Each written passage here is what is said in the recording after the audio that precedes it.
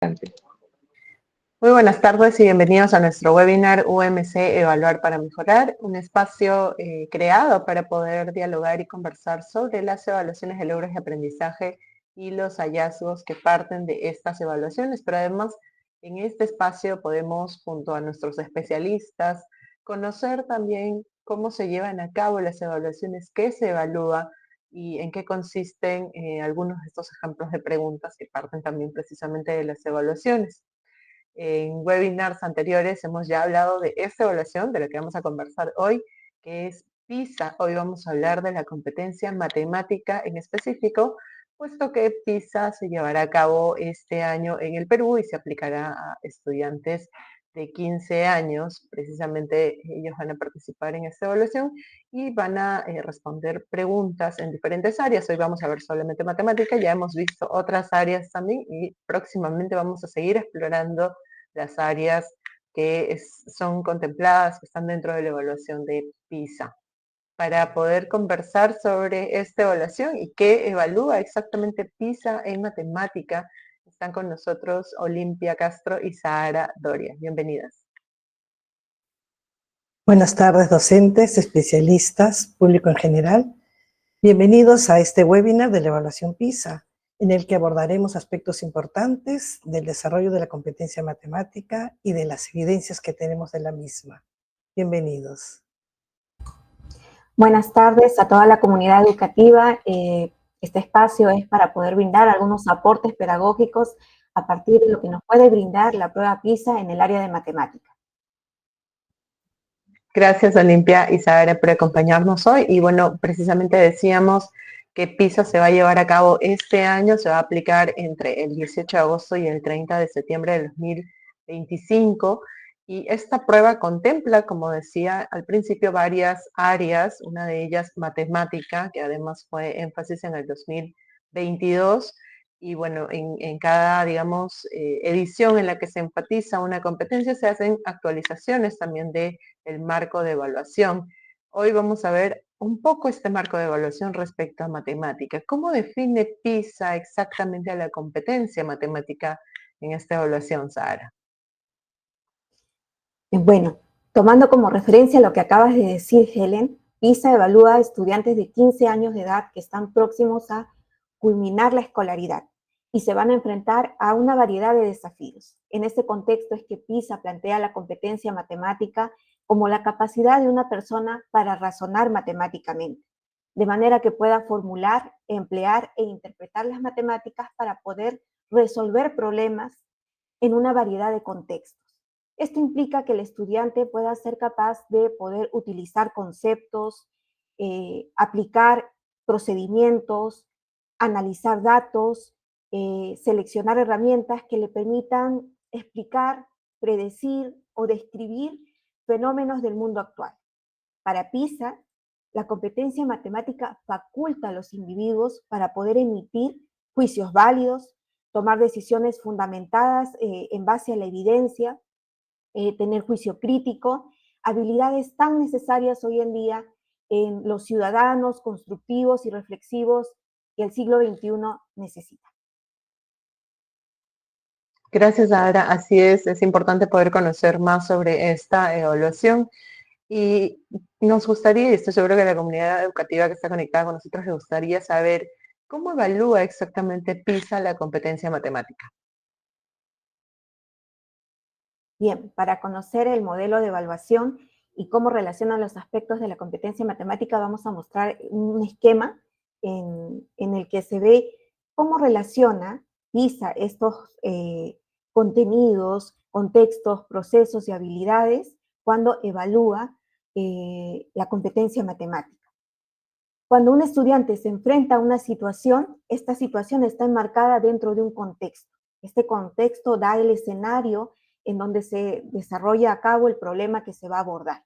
Este contexto puede ser de ámbito personal, relacionado a la vida personal o familiar, por ejemplo, preparar una receta, hacer planes para un viaje, por dar algún ejemplo. Puede ser también contextos del ámbito ocupacional, que está relacionado a ámbitos laboral. Incluye, por ejemplo, actividades como poder hacer un inventario, hacer un presupuesto, eh, hacer diseños, y también hay contextos del ámbito social que están enmarcados en el ámbito de la comunidad, que puede ser local, nacional o global. Por ejemplo, cómo es el sistema de votación, el transporte público, la salud pública, la economía, y también hay contextos científicos que están aplicados a la ciencia y la tecnología, temas relacionados al clima, la genética y el mismo mundo matemático. Entonces, cuando un estudiante se enfrenta a un problema, esto está marcado dentro de un contexto. Cuando va a resolver el problema, el estudiante transita por una serie de procesos que ven en la parte central, en la que está involucrado siempre el razonamiento matemático. De manera que, por ejemplo, cuando el problema está en un contexto extramatemático, el estudiante sigue el proceso de formular, quiere decir, traduce ese contexto que está en un mundo extramatemático a un mundo matemático, lo transforma a un problema matemático. Luego sigue con el proceso de emplear, que quiere decir que el estudiante selecciona algunas estrategias, procedimientos que le permitan obtener un resultado o conclusión para luego poder interpretarlo y evaluarlo y ver si es válido dentro del contexto. Este ciclo de resolución de problemas por los que transita el estudiante cuando resuelve un problema, durante esas fases o estos procesos, el estudiante evoca algunos contenidos matemáticos que pueden ser de cantidad, por ejemplo, número, operaciones, datos cuando interpreta gráficas o tablas estadísticas o nociones de probabilidad, cambio y relaciones entre variables o las regularidades que encuentran en patrones o en relaciones de equivalencia, o también contenidos de espacio y formas y tridimensionales. Así como hace uso de algunos contenidos, también pone en juego habilidades del siglo XXI. Por ejemplo, el pensamiento crítico, la creatividad, la indagación, el pensamiento sistemático, la reflexión. De esa manera es que cuando un estudiante se enfrenta a una situación, hace uso del razonamiento matemático, de los procesos del ciclo de resolución de problemas dentro de un contexto determinado y moviliza contenidos y habilidades que le permitan demostrar su competencia matemática. Gracias, Ara. ¿Y cómo explica exactamente PISA este ciclo de resolución de problemas en el marco de evaluación? Nos mencionabas justamente que en PISA se habla de este ciclo de resolución. Olimpia, ¿nos puedes comentar un poco más sobre ello? Sí, exacto. Como hemos visto, el modelo de evaluación tiene distintos elementos que se integran y justamente lo vamos a ver cómo funciona en el ciclo de resolución de problemas que propone PISA. En la siguiente lámina, exacto, ahí vamos a ver que basado en este enfoque fenomenológico, en este enfoque de resolución de problemas, PISA advierte y comunica claramente la manera como se da este planteamiento y estos procesos cognitivos en el estudiante. El punto de partida está en el problema en contexto. Como podemos ver ese cuadro, el punto de partida está en situación de la vida real, en una situación cotidiana, en una situación científica, algunas de las mencionadas cuando presentó Sara el modelo. Esta situación permite al estudiante comenzar a buscar qué de la matemática le puede dar solución a lo que está planteado. Y ese es el proceso de formular. Al formular, él comienza a analizar, a buscar de todos sus conocimientos, de todo lo adquirido, qué puede dar resultado. Entonces intervienen ya los conocimientos que ha trabajado, que ha incorporado, para luego trasladarse del mundo real al problema matemático, al mundo matemático, al propio de la disciplina, donde ya no estará trabajando con el parque, con el sastre, con el terreno, sino qué de la matemática eligió, nociones de área, de perímetro, o de repente alguna ecuación, una igualdad que tiene que establecer. Ahí se ve cómo se transita de lo real a lo matemático. Luego viene el emplear. El emplear, luego de organizar la información con una situación, con un modelo matemático, comienzan a poner en práctica estrategias, procedimientos, conceptos, datos que les permiten resolver situaciones, llegar a conclusiones. Y todo esto en el mundo matemático. Ahí vemos cómo se transita de un planteamiento de un modelo y su proceso de resolución, hasta que llega un resultado matemático. En este momento, el estudiante tiene respuestas a lo planteado, quizás relaciones, quizás cantidades y que han sido operaciones, y este resultado matemático inmediatamente pasa por el proceso de interpretar. Es decir, lo que he obtenido, comienzo a analizarlo, ¿es pertinente para la situación que le dio origen? ¿Tiene sentido en el contexto del que partió? Por eso indicamos que el interpretar es traducir las soluciones matemáticas en este contexto dado. Este ciclo es importante porque permite también al estudiante la autorregulación, por sí solo ir avanzando y resolviendo y también verificando su proceso, los resultados que va obteniendo. Y finalmente evaluar ya lo que da como respuesta a la situación, si es coherente, si es pertinente, si es razonable a la situación de origen. Esto que hemos descrito lo vamos a ver ahora con un ejemplo concreto, como lo vemos en la siguiente diapositiva. En esta diapositiva, el punto de partida, dijimos, es la situación concreta, un problema de contexto. Hemos cogido unos ejemplos de PISA, uno de los ejemplos, para poder hacer referencia a este ciclo de resolución de problemas. Y estamos en la situación de la rueda de la fortuna, una rueda que se da en Londres, que está sobre el río Támesis, y hay alguna información, el punto más alto, qué altura tiene, cuánto es el diámetro de la rueda, esta rueda tiene una velocidad de giro. Esto comienza entonces a formular qué de la matemática me permite responder la pregunta de si Juan comienza su embarque en el punto P, ¿dónde estará después de media hora? Entonces interviene el tiempo, interviene el giro y comienza el proceso de formular. ¿Cómo organizo la información dada con estos datos? ¿Qué modelos matemáticos interviene?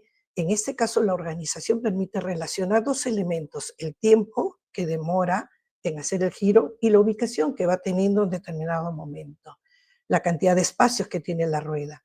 Entonces, esto puede ser un manejo proporcional, por ejemplo, en donde veo si la vuelta completa cuánto dura, media vuelta, y comienzo a trabajar ya ciertos cálculos, ciertas estrategias que me permiten tener valores proporcionales desde el punto de partida. Y ya estaríamos del formular, que era el plantear y el escoger esta situación matemática, al emplear. Y como vemos ahí, el punto de partida fue una relación que organizó desde 40 minutos, son 24 espacios y da una vuelta, y eso está que lo conlleva el resultado matemático.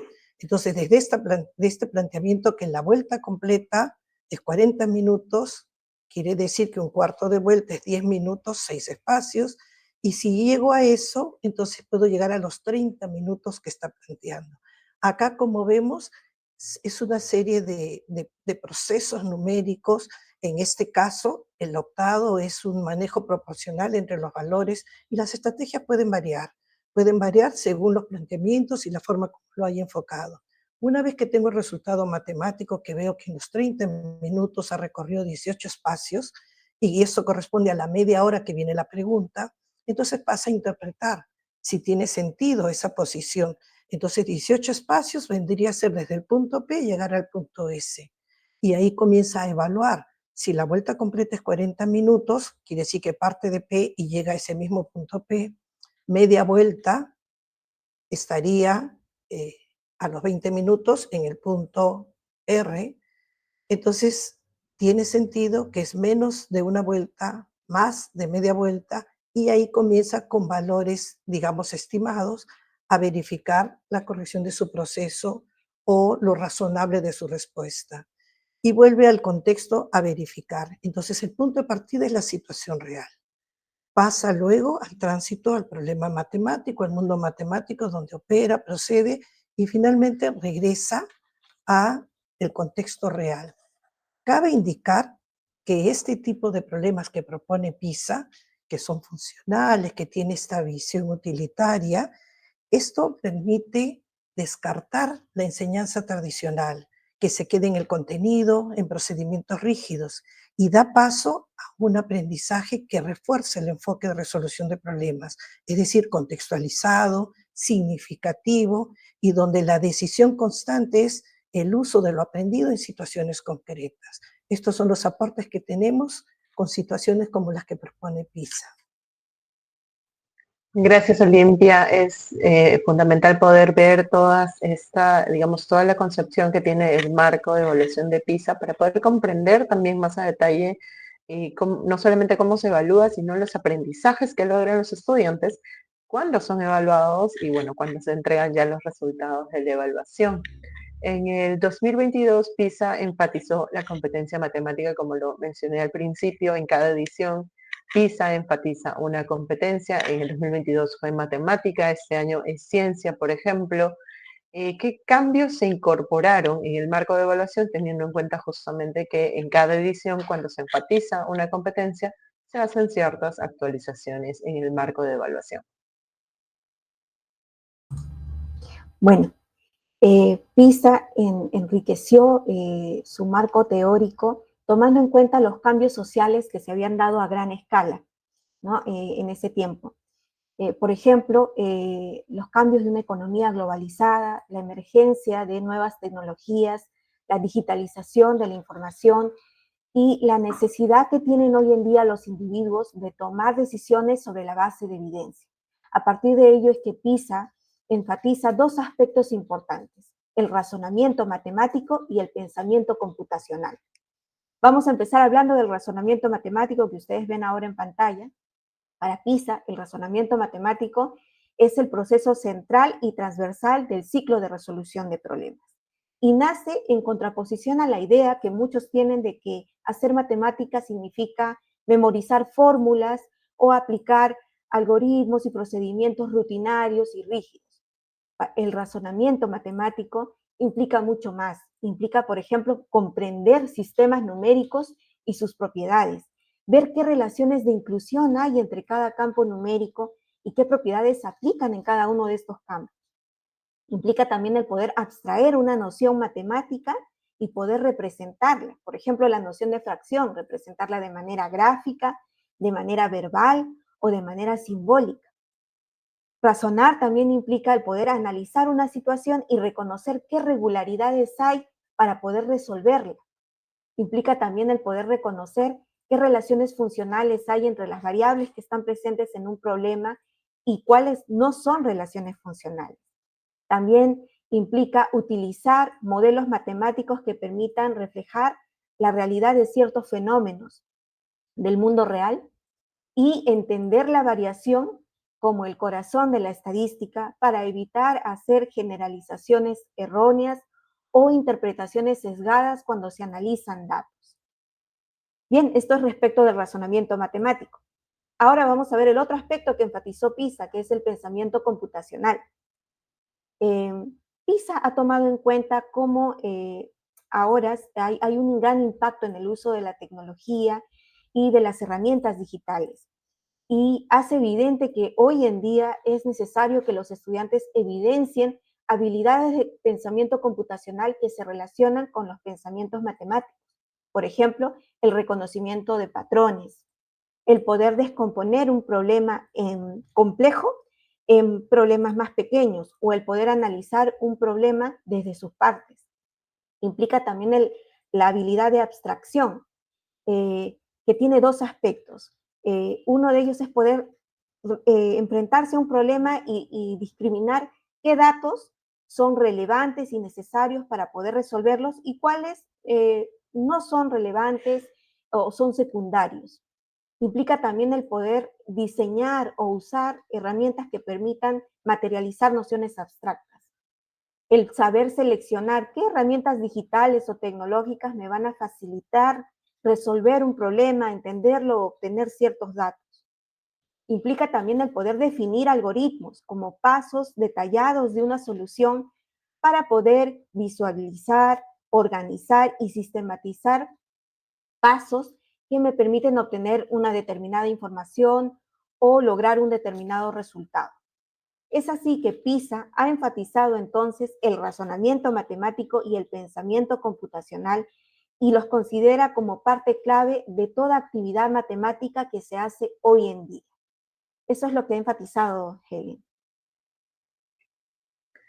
Estos aspectos, como mencionábamos, fueron, digamos, resaltados, actualizados en en el marco de justamente el énfasis que se hizo en matemática en el 2022 y en webinars anteriores también hemos ahondado un poco más en ello. Hay bastantes recursos que explican mucho más a detalle algunos ejemplos y ustedes los pueden encontrar en la plataforma web de la UMC. Precisamente se hizo un informe pedagógico con algunos aspectos detallados sobre lo que menciona nuestra especialista en torno al pensamiento computacional, también algunos ejemplos de ítems que vamos a ver incluso en nuestro siguiente bloque, así que no se desconecten porque vamos a seguir conociendo más sobre la competencia que evalúa, digamos, cómo evalúa PISA la competencia matemática, y vamos a ahondar más también en los niveles de logro, qué es lo que logra el estudiante de acuerdo a la evaluación de PISA, que justamente como decíamos se llevará a cabo este año, esta edición del 2025, que también evalúa matemática,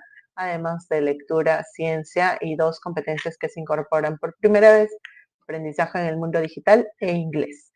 Vamos a ir a ver un video y vamos a regresar en breve para poder conversar más. Les recordamos que pueden dejar sus preguntas en los comentarios. Hoy estamos hablando sobre cómo se evalúa matemática en PISA 2025. Pueden ir haciendo sus preguntas sobre el tema de hoy y también pueden contarnos desde dónde están conectados con nosotros en nuestro webinar. Vamos a ver un video y regresamos.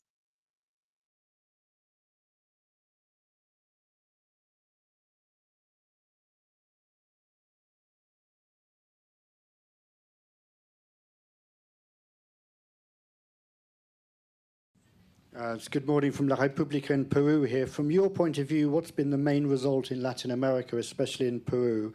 And does economic segregation, in other words, socioeconomic levels, does it continue to be a key element in outcomes?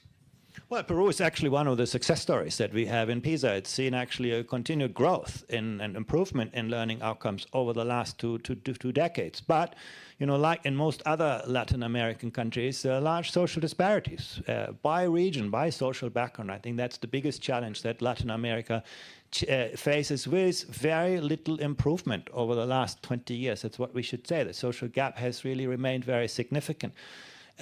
Many countries in the region have got more young people into school. That's also true for Peru, but very, very few countries. You can count them on a hand. You know, you can look at Peru, you can look at Colombia, you can look at Brazil, but there are not many more where you can actually say they're on a path of improving quality in education.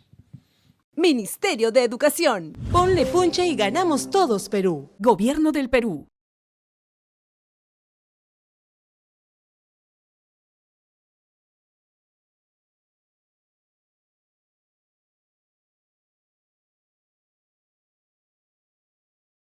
Adelante.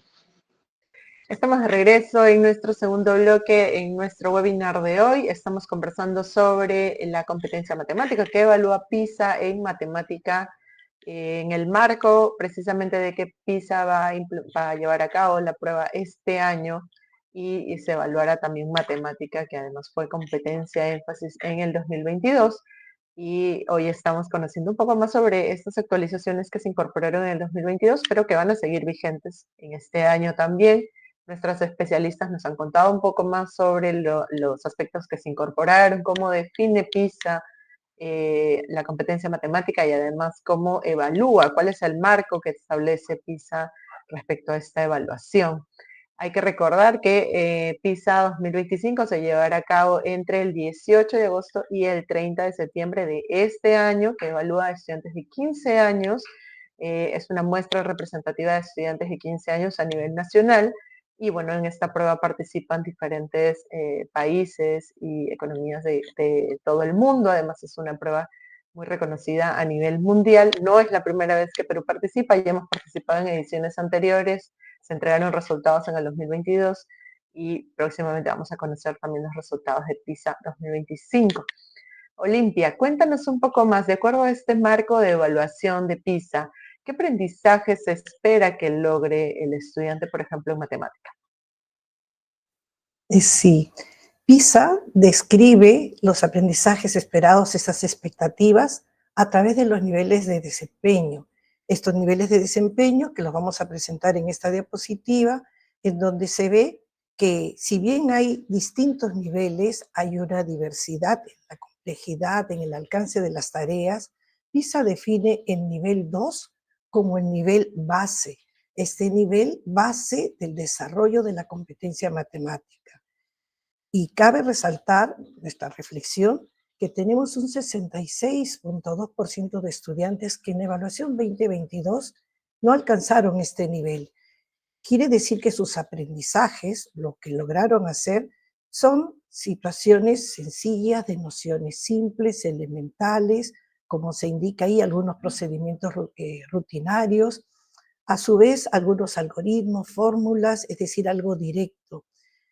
Estas son las características de un nivel 1A, 1A, 1B, 1C, que son los estudiantes que no alcanzan el nivel elemental. Pero cuando hablamos del nivel 2, este nivel que PISA lo da como línea base y que en el Perú fue el 20%, casi 21% de estudiantes que lo alcanzó, aquí hay un aporte más con el manejo de la matemática que aprenden. Ellos, por ejemplo, pueden diseñar y aplicar estrategias con estas operaciones sencillas que manejan, estas operaciones simples. También logran otros alcances de dominio de conocimiento y de interpretación, como el poder comprender y trabajar tablas, gráficos estadísticos, asimismo las relaciones funcionales, realizar algunas interpretaciones literales de resultados. Entonces les da un poquito más de aplicación y de manejo a situaciones prácticas. Y también tenemos aprendizajes que van complejizándose un poco más y se van describiendo, y estos alcances, estos estándares los vamos viendo en los niveles superiores. Por ejemplo, el nivel 3, donde tenemos cerca un 10% de estudiantes, aquí logran idear estrategias de solución. Es decir, hay un aporte mayor, hay una toma de decisiones de qué avanzar, y siempre con las nociones matemáticas que se van abordando. Estas operaciones rutinarias, habilidades de pensamiento computacional, ya logran ponerlas en juego en su proceso de solución. Asimismo, pueden dar algunas justificaciones, argumentos matemáticos a ciertas situaciones que se plantean. También el mayor dominio de algunos aspectos de conocimiento, como porcentaje, fracciones, decimales y relaciones proporcionales. Después de esto, es decir, niveles 4, 5, 6, evidentemente son habilidades y son situaciones más complejas que ellos logran desarrollar, y donde tenemos que tenerlo como un desafío, un reto de ir elevando nuestros niveles de desempeño de los estudiantes, de alcance de sus aprendizajes.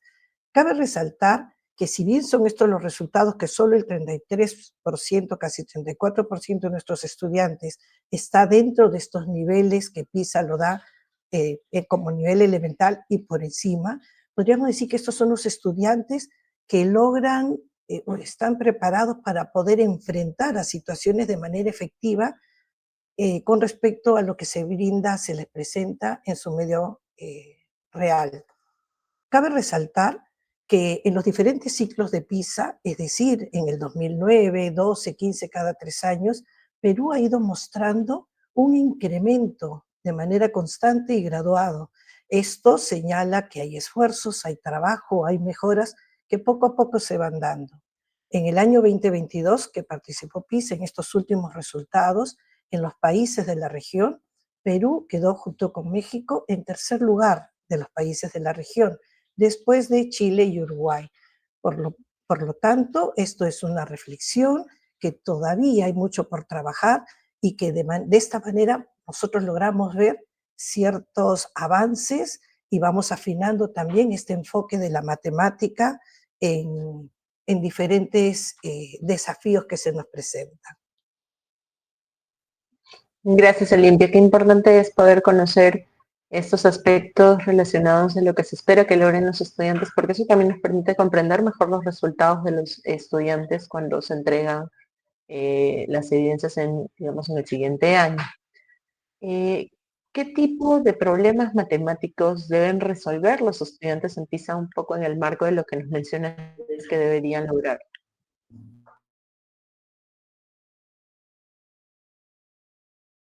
Por PISA, que nos permite ver de manera concreta algunos elementos que están visibles en estos niveles de desempeño mencionados.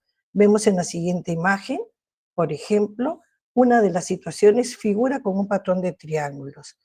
PISA propone este estímulo, este motivo de trabajo que vemos en ese recuadro verde, donde hay un arreglo de triángulos azules y rojos, y la situación indica que Alex ha dibujado esta figura con un patrón de triángulos rojos y azules. Y se ven las 4 primeras filas tal como él lo ha preparado. Este es el punto de partida. ¿Qué evalúa PISA? PISA evalúa por unidades, por tesles, es decir, una situación que se descompone, que se desgrega en diferentes preguntas. Estas pueden atender a distinto nivel de complejidad, pueden atender a distintas capacidades, como se da en la vida. La vida, una situación, puede tener muchos ángulos de ser abordada, de problematizar sobre ella de diferentes maneras. En este caso, el del arreglo de triángulos, esta figura de patrón de triángulos, vemos primero, hay una situación, la primera pregunta que da, que es de nivel 1A, es decir, un nivel entre lo que está de aprendizaje muy sencillo, muy elementales. Ahí se les pregunta qué porcentaje de los triángulos de las 4 primeras filas del patrón de Alex son azules. Si bien hay ciertos conocimientos que pone en juego, como noción de porcentaje, en donde tiene que identificar los elementos, ese todo, la parte que quiero saber, la razón entre ellos para llevar a este cálculo de porcentaje. Este es un proceso de emplear, usa una estrategia, un recurso, que inclusive puede tener cierta variación en la forma como lo aborda. Pero todos los datos están dados. La figura está completa, está la 4ª fila, puede iniciar con un proceso de conteo, cuántos rojos, cuántos azules, cuánto es el todo. Entonces, con datos explícitos, comienza a integrarlos para dar respuesta a este problema.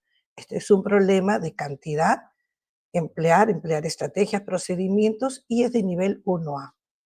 Junto con ello viene después una pregunta en esta misma unidad, y esta segunda pregunta es la que corresponde a nivel 2, por eso está con un color verde claro. Esta es una pregunta que PISA considera que está en un nivel base de desarrollo de la competencia. Si Alex añadiese una 5ª fila a su figura, ¿cuál sería el porcentaje de triángulos azules en esas 5 filas? Aquí vemos que no todo está dado. El resolutor tiene que preparar, agregar una fila, continuar un patrón, haber encontrado una regularidad para tener los datos necesarios y con ello poner en juego la estrategia que se va dando. Este es de formular, donde conjuga varias nociones, modela la situación para poder dar resultado a la pregunta. Si vemos, es una complejidad que va avanzando de manera gradual con respecto a la anterior. Este es de formular y de nivel 2. En esta misma unidad hay otras tareas. Voy a presentar una tercera, y esta tercera es de nivel 5, que tiene el mismo estímulo de los triángulos rojos y azules. Y aquí se plantea, Alex va a añadir más filas a este patrón. Él dice que el porcentaje de triángulos azules en el patrón siempre será menor que el 50%. ¿Es correcto lo que dice Alex? Explica tu respuesta. Vemos claramente que esta es una tarea que exige otros procesos cognitivos en el estudiante. Por un momento vemos que tiene que evaluar una afirmación. Él dice que esto se cumple, y para poder evaluar esa afirmación tiene que dar ejemplos, tiene que conjeturar, tiene que hipotetizar qué pasa si son 2 filas, 3 filas, yo he visto hasta 5 filas, agrego 6, 7, hasta cuántas filas, o analizo de fila por fila. Es decir, ese tipo de argumentos que muchas veces quedan de manera, digamos, mental, que comienza a dialogar consigo mismo, le permite armar y sustentar su respuesta para poder tomar una postura, responder sí o no, e indicar qué lo llevó a eso. Habrá estudiantes que solo dirán, por cada fila, puedo comparar la cantidad de azules y rojos y veo que la cantidad de azules siempre son menores que las de rojo. Si fueran iguales, podría hablar del 50%, pero como son menores y son argumentos muy válidos, de repente sin un cálculo, otros lo harán basado en porcentaje, y estas tareas, que PISA las denomina como tareas más complejas, están en el nivel 5. Entonces, no basta con decir cuál es la tarea, los triángulos azules, rojos, sino qué pide de ellos, cuál es el requerimiento, qué procesos pone en juego el estudiante. Este tipo de tareas favorece mucho a la didáctica, porque basado en este enfoque de resolución de problemas, da luces a los docentes de que no solo es enseñar contenidos, sino cómo las capacidades y las habilidades complementan este tipo de aprendizaje, no quedarnos solo en definiciones, en procedimientos, sino también en que puedan formular, integrar nociones, sustentar, justificar, que es lo que va abordando y aportando al buen desarrollo de la competencia matemática. Muchas gracias, Olimpia. Otro aspecto que mencionábamos es que se ha destacado, se ha incorporado el pensamiento computacional como parte de la competencia matemática. Sara, ¿por qué PISA destaca la importancia de promover justamente el pensamiento computacional en esta competencia? Bueno, PISA destaca la importancia del pensamiento computacional porque reconoce que hoy en día la tecnología y el uso de herramientas digitales tiene un impacto en la interacción que tienen hoy en día los estudiantes con la matemática cuando resuelven problemas. Vamos a ver un ejemplo ahora en la siguiente diapositiva, donde por ejemplo vemos un estímulo que tiene una hoja de cálculo. PISA reconoce que hoy en día los estudiantes se enfrentan a contextos o situaciones que implican, por ejemplo, hacer uso de simuladores o hacer uso de sistemas informáticos, como lo que vemos en pantalla, una hoja de cálculo, o también de geometría dinámica, o de software de programación como Scratch o calculadoras gráficas, entre otros por mencionar algunos. Entonces, ustedes ven en pantalla ahora un estímulo cuyo título es superficie forestal, y donde hay un ejercicio práctico que tiene que realizar el estudiante cuando se enfrenta a este tipo de situaciones. Este ejercicio práctico no es evaluado, es una serie de pasos que tiene que seguir el estudiante para familiarizarse con la plataforma. En este caso, para familiarizarse con la hoja de cálculo. De manera que, por ejemplo, él tiene que seguir una serie de instrucciones para lograr, primero, por ejemplo, ordenar una columna de datos. Una vez que ha completado eso, el estudiante tiene que seguir ahora los pasos que le permitan realizar un cálculo para operar entre columnas, ya sea suma, resta, multiplicación o división. Y también tiene que realizar los pasos que le permiten mostrar el promedio de los valores de una columna. Una vez que el estudiante ha realizado el paso 1 de ordenar una columna, el paso 2 de realizar un cálculo, el paso 3 de mostrar el promedio de los valores de una columna, recién cuando se ha familiarizado con este entorno digital, es que puede pasar a resolver los problemas que están asociados a este contexto. Entonces vamos a ver ejemplos de preguntas que le han hecho a los estudiantes relacionados a este estímulo de superficie forestal. En la siguiente diapositiva, ustedes van a ver qué tipo de problemas, unos ejemplos de algunos tipos de problemas que vinieron asociados a estos datos con hoja de cálculo. Por ejemplo, vemos una tabla que el estudiante tiene que completar, ¿no? Cada pregunta le corresponde a un país, ¿no? Entonces el estudiante tiene que decidir qué país da respuesta a la pregunta. Vamos a ver como ejemplo la primera pregunta. Dice, ¿qué país registró el mayor aumento en puntos porcentuales entre el 2005 y el 2015? Para poder hacer o resolver este problema, el estudiante tiene que entender qué datos me han dado en la hoja de cálculo. Entonces nos dirigimos a la hoja de cálculo y vemos que en la columna A hay una lista de 15 países. Luego, en la columna B, C y D, se presentan los porcentajes de superficie forestal que tienen cada uno de estos países y que han tenido en los periodos 2005, 2010 y 2015 respectivamente. Entonces, si el estudiante quiere conocer qué país registró el mayor aumento en puntos porcentuales entre el 2005 y el 2015, tiene que conocer la diferencia de superficie forestal que hubo entre estos dos periodos. Quiere decir que debe aplicar una resta entre los datos de la columna D con los de la columna B. Estos resultados de esta diferencia, una vez que se ejecuta la operación, se observan en la columna E. Una vez que sabe la diferencia, el estudiante tiene que comparar para saber cuál es el que ha tenido mayor aumento. Esto implica saber interpretar qué representa un resultado negativo, una disminución en puntos porcentuales de superficie forestal, un valor positivo representa un aumento en puntos porcentuales de superficie forestal. Y para poder facilitar la comparación, el estudiante puede hacer uso de la herramienta que permite ordenar los datos de la columna E de menor a mayor, como se observa ahora en pantalla. De manera que puede decir o concluir que Grecia es el país que ha representado el mayor aumento en puntos porcentuales entre esos dos periodos 2005-2015. Por dar un ejemplo respecto a la primera pregunta. Esa pregunta, por ejemplo, estaba enfatizando el proceso de formular. Implica qué de la matemática utilizo. Acá solamente es utilizar una operación aritmética de resta que me permita resolver esta operación y que está ubicado en el nivel 5. Otra pregunta que se propone en relación a este estímulo es del nivel 6. Es la pregunta que vemos en la parte inferior. Dice, Elena afirma que Corea del Sur tiene más superficie forestal que ningún otro país de la lista en los años que se muestra. ¿Está justificada su afirmación según los datos de la hoja de cálculo? Aquí el proceso que se está enfatizando es el de razonar, porque el estudiante tiene que tomar una postura. ¿Está de acuerdo o no? Y además tiene que justificar y dar argumentos matemáticos para poder validar su postura. En este caso, el estudiante no necesita hacer ninguna operación en la hoja de cálculo. Tiene que interpretar qué datos nos han dado. En este caso, nos han dado los porcentajes de superficie forestal que tiene cada país.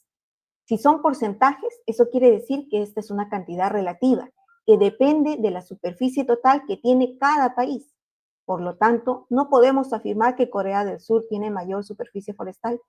En realidad no podemos establecer comparaciones si no tenemos los datos de la superficie total que tiene cada uno de los países. El poder hacer este tipo de razonamientos, este tipo de conclusiones, analizar los datos y las preguntas que me están dando, es algo que PISA evalúa cuando está proponiendo un problema asociado al pensamiento computacional. Como pueden ver, PISA no evalúa si sabes usar una hoja de cálculo o no. En realidad la hoja de cálculo solamente es un ente articulador aquí, un ente facilitador que le permite dar respuesta al pensamiento matemático que tiene el estudiante. Entonces, este es un ejemplo que muestra cómo una situación puede favorecer habilidades de pensamiento computacional en los estudiantes que han sido evaluados en matemáticas. Gracias, Sara. Finalmente tenemos una última pregunta. ¿Cómo se relaciona exactamente el marco de evaluación de PISA con el Currículo Nacional de la Educación Básica? Recordando justamente que las evaluaciones internacionales tienen un marco de evaluación propio, algunas se basan en temas curriculares, otras son diferentes, y bueno, tenemos las evaluaciones nacionales que se basan justamente en el currículo. En este caso, ¿cómo podemos relacionar PISA con el marco que establece el Currículo Nacional de Educación Básica? Olimpia, ¿podrías comentarnos más al respecto? Sí, cabe señalar que PISA no es una evaluación curricular. Sí evalúa aspectos de contenido, pero no responde a un currículo especial, sino al logro de aprendizajes en situaciones contextualizadas. Pero es importante conocer la relación que puede haber entre el modelo de PISA y los elementos que evalúa y el modelo de evaluación de la ENLA, Evaluación Nacional del Logro de Aprendizaje, que responde al currículo nacional. Entonces, en la siguiente diapositiva estamos dando los dos esquemas de estos modelos de evaluación. Entonces vemos, al lado izquierdo está el modelo de PISA, que lo hemos estado ya señalando en sus procesos, contenidos y contextos. Y al lado derecho están los elementos del modelo de evaluación de la ENLA. Hay bastante correspondencia y ahí quisiera aclarar y a la vez señalar lo importante de la relación. Si comenzamos viendo los procesos que señala PISA, PISA tiene como procesos, y los hemos visto en el ciclo, el formular, interpretar, evaluar y emplear. Estos son los procesos que propone PISA y que corresponden de manera directa con las capacidades del currículo nacional. Entonces vamos viendo que el formular, que es llegar al modelo, es como un traduce y modela, en donde relacionan los datos para encontrar el aspecto matemático que se va a poner en juego. Luego tenemos el comunicación, el comunica, que está de la mano con el interpreta, que es de los elementos dados, poderlos leer, comprender, sacar la información, como también poder expresar con estos elementos matemáticos el pensamiento que se tiene. Se tiene también, entre las capacidades, se elabora y usa estrategias que se relacionan directamente con el emplear procedimientos, nociones, estrategias en general. Y él argumenta que va con este elemento fundamental del razonamiento. Entonces, los procesos, las capacidades inmersas en las tareas matemáticas que ponen en juego son las mismas. El estudiante aprende de esa manera y puede resolver situaciones de evaluación utilizando estos procesos, estas capacidades. También hay correspondencia en aspectos de conocimiento. El conocimiento, que lo denominamos así en el currículo nacional, con los contenidos que señala PISA. Y vemos que cantidad corresponde directamente, involucra lo que son números, operaciones. Luego tenemos regularidad, equivalencia y cambio, que son estas nociones algebraicas que se dan en cambio y relaciones. Aquí vemos las igualdades, las equivalencias, las funciones y estas relaciones de cambio. También tenemos forma, movimiento y localización, que son los elementos geométricos, desde el elemento, la figura misma y las propiedades que tiene, como sus aplicaciones en medida de perímetro, área y otras propiedades, están de la mano con espacio y forma, que también son los elementos geométricos que utiliza PISA en las situaciones que propone. Y esta gestión de datos e incertidumbre, que también vemos una relación con datos e incertidumbre, los elementos estadísticos, la organización de la información, elementos de incertidumbre, de probabilidad. Entonces, la relación es directa. Si nosotros preguntamos cuánto se da, el estudiante está preparado para darlo, una buena formación matemática debe garantizarlo. Si el estudiante está desde el mismo enfoque aprendiendo a comprender, a interiorizar y a la vez aplicarlo y tomar decisiones, realmente es una buena forma de medir, de poder ver cómo va en ese avance de logros de aprendizaje. Cabe señalar, para terminar esta idea de la relación entre estos dos modelos, que ambas visiones conciben a la matemática no como un fin en sí mismo, es decir, aprender contenido matemático. No es lo que se persigue, no se centra en definiciones, en fórmulas mecánicas, sino en aprender una matemática que sea como una herramienta, que le sirva de herramienta para comprender y actuar en el mundo que se desempeña. Muchas gracias, Olimpia y Sara, por esta gran explicación sobre lo que evalúa PISA 2025 en la competencia matemática que, recordemos una vez más, se lleva a cabo este año. Queremos también precisarles que en este siguiente bloque vamos a responder algunas de sus preguntas, así que si tienen dudas pueden ir dejándolas en los comentarios de la transmisión. Nosotros vamos a dar respuesta a alguna de ellas en vivo y todas las demás las vamos a responder en los comentarios. Vamos a ver nuestro dato UMC del día y vamos a volver con nuestras preguntas.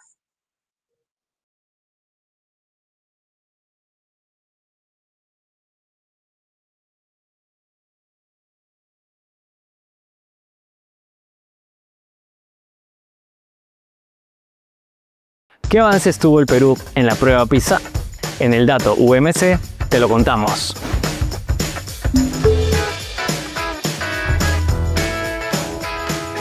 A lo largo del tiempo, el Perú ha mostrado avances significativos en el desarrollo de la competencia matemática, según los resultados de la última evaluación internacional PISA, realizada el 2022. Este progreso representa una gran oportunidad para fortalecer las competencias de los estudiantes en esta área y seguir aplicando estrategias para mejorar los aprendizajes. ¿Quieres saber más sobre esta evaluación? Visita umc.minedu.gov.pe/PISA.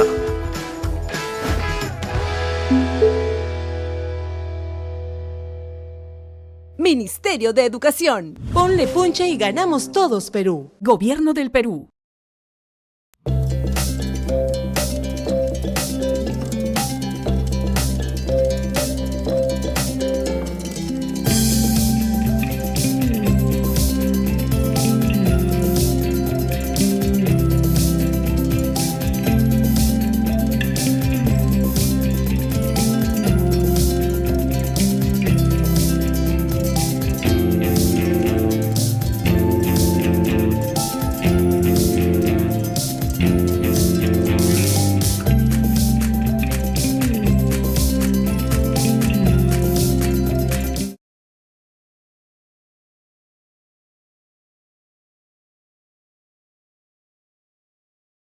evalúa en matemática en la prueba PISA, específicamente en la prueba PISA 2025. Hemos conocido un poco más sobre las incorporaciones, actualizaciones que se hicieron en el marco de evaluación de matemática, teniendo como referencia que esta fue competencia énfasis en el 2022 y que estas mismas actualizaciones van a seguir evaluándose en este año también. En este bloque vamos a responder algunas de las preguntas del público. Por tiempo vamos a responder 2 preguntas y las demás las vamos a responder en los comentarios donde nos pueden seguir dejando preguntas. Vamos a responder todas ellas luego por comentarios. Además, recordarles que van a encontrar también la presentación de hoy en los comentarios como un enlace para poder descargar. Al finalizar el webinar, ustedes van a acceder a ella y que si no pudieron ver el webinar hoy, van a poder compartirlo también una vez que concluya la transmisión a través, ya sea desde nuestro canal de YouTube o desde la plataforma de Facebook. La primera pregunta que tenemos es, ¿qué aportes nos brindan las evaluaciones estandarizadas, como por ejemplo PISA, para el desarrollo de la competencia matemática? Sí, las evaluaciones estandarizadas tienen toda una riqueza de información que da a diferentes estamentos, diferentes grupos, según los intereses y nuestro rol mismo en el proceso de la educación matemática. Por ejemplo, una prueba estandarizada nos puede permitir como un aporte a los docentes, ya que estas pruebas van acompañadas de informes que muestran cuál es la manera de pensar de los estudiantes, los errores que han tenido, ayuda a la forma de retroalimentar y a la vez nutre también a los docentes en estas distintas maneras de abordar la matemática, de ejemplo de este enfoque de resolución de problemas, de esta matemática contextualizada, que muchas veces sabemos, declaramos que por ahí va lo que debemos trabajar y no encontramos algún ejemplo, algún modelo, entonces aporta de esa manera, tanto para conocer la realidad de pensamiento del estudiante, su desempeño, como también la parte que fortalece a los docentes. Otro de los puntos que podríamos ver es que es una referencia internacional, es decir, nos permite comparar cómo están nuestros estudiantes con respecto a los estándares internacionales. Y esto es un punto importante porque nos permite ver fortalezas y debilidades en cómo se va dando la formación matemática en el país y tomar decisiones, cómo abordar mejoras que quizás vienen con políticas educativas y con refuerzos y con esmeros y orientaciones curriculares. También podemos ver que una evaluación estandarizada nutre al sistema para poder disminuir las brechas, encontrar menos diferencias, brindar más oportunidades, porque nos da un diagnóstico muy focalizado de lo nuestro, de lo interior, y también en referencia a lo externo. Hemos dicho ya que también es una manera de dar una mirada limpia a esta matemática que se espera funcional, utilitaria, de la vida misma, y es un aporte para salir ya de lo que podría ser una matemática que todavía tiene muchos rezagos de lo tradicional. Gracias, Olimpia. Tenemos una siguiente pregunta, nos escribe Enma Valdivia y nos pone, ¿qué podemos hacer, por ejemplo, respecto a estudiantes que, bueno, están en secundaria y, por ejemplo, no saben las 4 operaciones básicas de matemática? ¿Qué podríamos hacer como docentes, tomando un poco como referencia en las evaluaciones? Esta es una pregunta muy interesante, porque si bien la muestra con un ejemplo muy particular, que llegan estudiantes que no conocen las 4 operaciones básicas, creo que es una realidad de todos los docentes en los diferentes grados, y que justamente una prueba estandarizada permite recoger esta evidencia de manera muy concreta. Muchas veces llegan los estudiantes sin los conocimientos básicos para el grado que están cursando. ¿Qué debemos hacer como docentes? En primer lugar, entender la naturaleza del área. La naturaleza del área tiene sus conocimientos concatenados. Es un aprendizaje que va gradual de la mano. Si un estudiante no tiene la base, no tiene el conocimiento previo, no logró interiorizar y trabajar bien algunas nociones, construir sobre eso no se lograría mucho. Entonces la preocupación es, ¿qué hacemos cuando el estudiante no conoce ni las 4 operaciones? Si cojo esto como elemento central del ejemplo, mi pregunta sería, ¿y comprende el número? ¿Y representa el número? ¿Y puede utilizar el número en sus diferentes usos? ¿Puede descomponerlo? Si no entiende, no opera, porque no conoce el elemento con el que va a trabajar. Y no podrá resolver problemas, y no podrá construir otras nociones, propiedades sobre ellos, vincularlos a otros aprendizajes. Y así lo podemos ver con elementos geométricos, con elementos probabilísticos. Es importante tomar en cuenta esta gradualidad de aprendizaje.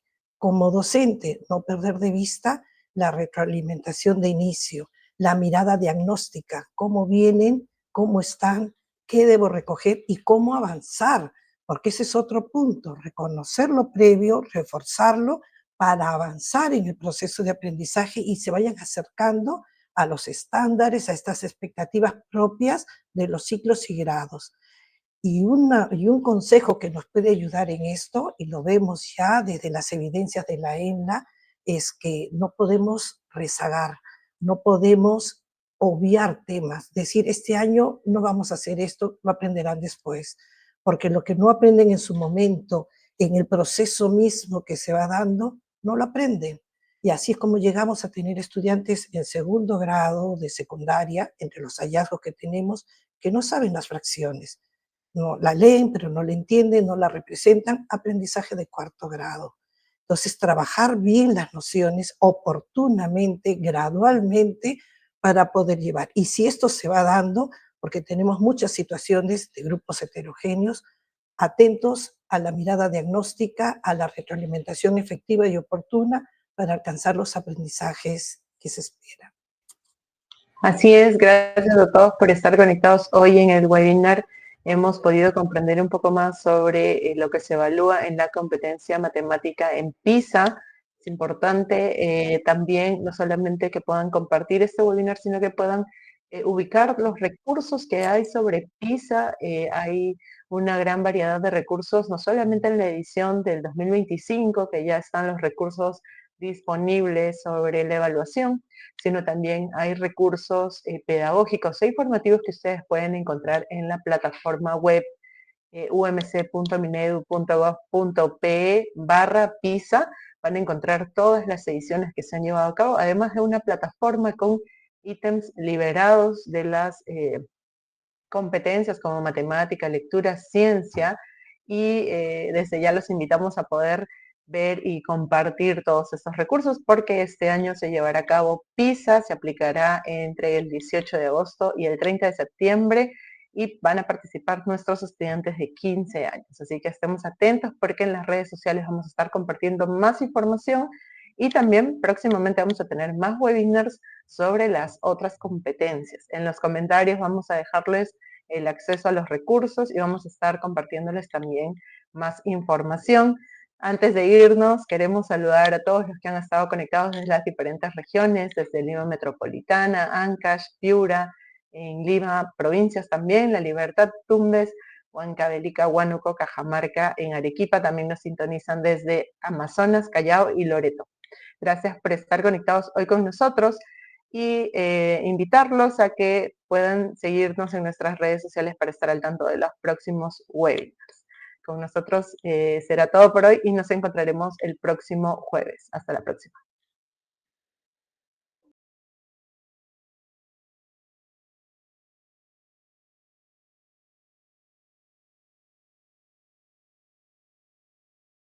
¡Hey tú! ¿Yo? ¿Sabías que Perú va a participar en una evaluación internacional dirigida a estudiantes de 15 años? ¿Internacional? Así es, se trata de PISA 2025. Es una evaluación que se aplica en más de 90 países y entre ellos el Perú. ¿Y es importante nuestra participación? Sí, con los resultados de esta evaluación podremos saber qué tan preparados estamos los estudiantes de 15 años para enfrentar los retos del mundo actual. ¿Y en qué consiste esta evaluación? Los estudiantes seleccionados daremos una prueba de lectura, matemáticas, ciencia y en esta edición, inglés y aprendizaje en el mundo digital. ¿Todos los estudiantes de 15 años participamos? Solo participan algunos colegios seleccionados. Si te toca participar, el Ministerio de Educación llevar a tu colegio computadoras, audífonos y todo lo que se requiera. Así que ya sabes, entre el 18 de agosto y el 30 de septiembre se aplicará PISA 2025. Y si tienes dudas, puedes entrar a umc.minedu.gov.pe/PISA 2025.